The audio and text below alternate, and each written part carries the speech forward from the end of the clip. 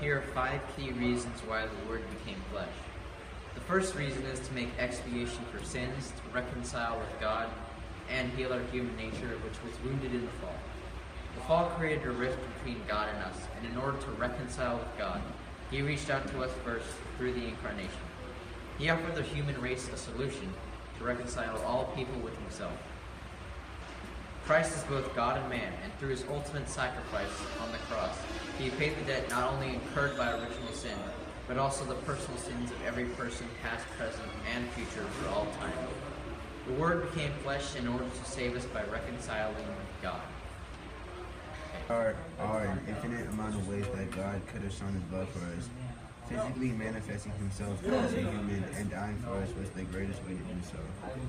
God showed His love for us so that people may not serve Him out of fear, but out of love. By dying for us, God showed His love has no bounds, that it is infinite. The greatest love you can show for anyone is free giving up your life for theirs. He also gave up His life freely because the quality of love is determined by His willingness to sacrifice. Through His suffering, Christ made Himself radically accessible and vulnerable, imploring compassion. God had to become flesh to be a model of holiness for us.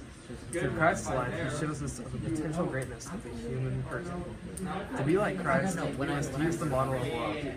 Christ's greatest commandment is to love the Lord our God with all our heart, and all our soul, and with all our mind. His second greatest is to love our neighbor as ourselves. Christ lived a full human life, going through every temptation and tribulation any other human would too, but He would never sin. We may not be able to do it, but Jesus is the perfect example of how a human should live. Also, Luke is a busted. The fourth reason is to allow people to share in His divine life. God became man because He wanted us to have a share in His divine life. God partook our nature so that we could partake in His nature. Participation in God's divine life is made possible through the graces of Christ received through redemption.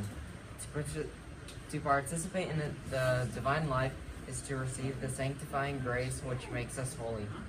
Christ's redemption makes grace abundant, which gives everyone the ability to participate in the divine life.